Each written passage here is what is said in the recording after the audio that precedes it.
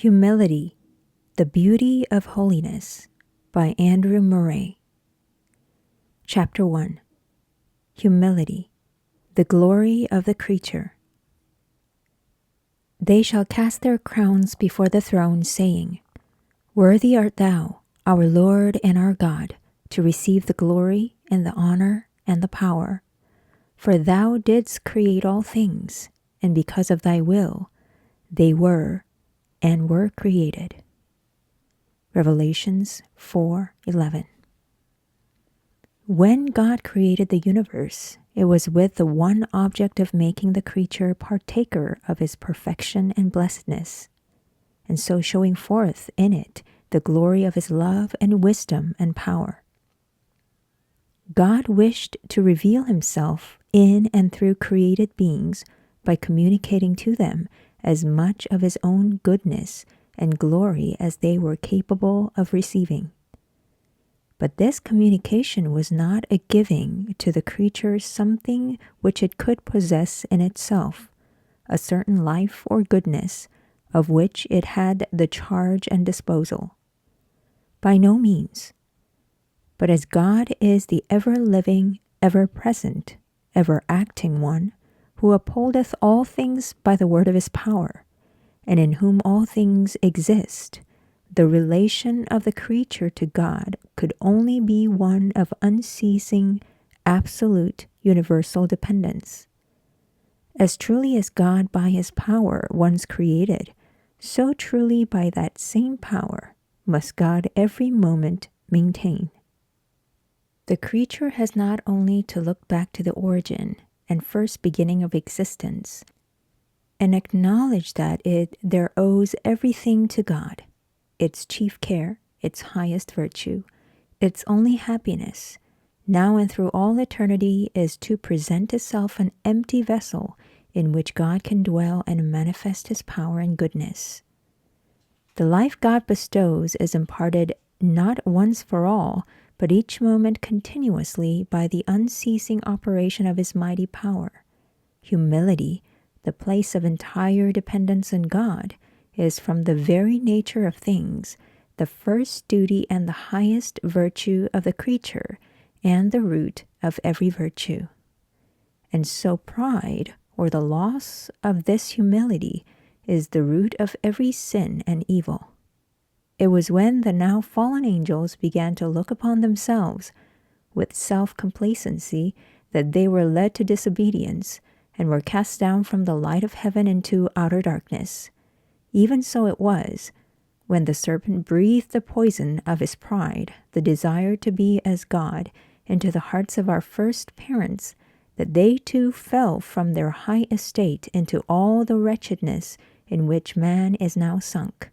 In heaven and earth, pride, self-exaltation, is the gate and the birth and the curse of hell. Hence it follows that nothing can be our redemption but the restoration of the lost humility, the original and only true relation of the creature to its God. And so Jesus came to bring humility back to earth, to make us partakers of it, and by it to save us. In heaven he humbled himself to become man. The humility we see in him possessed him in heaven. It brought him, he brought it from there. Here on earth he humbled himself and became obedient unto death. His humility gave his death its value, and so became our redemption. And now the salvation he imparts is nothing less and nothing else than a communication of his own life and death, his own disposition and spirit, his own humility, as the ground and root of his relation to God and his redeeming work. Jesus Christ took the place and fulfilled the destiny of man. As a creature, by his life of perfect humility, his humility is our salvation. His salvation is our humility. And so the life of the saved ones, of the saints, must needs bear this stamp of deliverance from sin and full restoration to their original state, their whole relation to God and man marked by an all-pervading humility. Without this, there can be no true abiding in God's presence or experience of his favor and the power of his Spirit. Without this, no abiding faith, or love, or joy, or strength. Humility is the only soil in which the graces root. The lack of humility is the sufficient explanation of every defect and failure. Humility is not so much a grace or virtue along with others. It is the root of all, because it alone takes the right attitude before God and allows him as God to do all. God has so constituted us as reasonable beings that the truer the insight into the real nature or the absolute need of a command, the readier and fuller will be our obedience to it. The call to humility has been too little regarded in the church because its true nature and importance has been too little apprehended.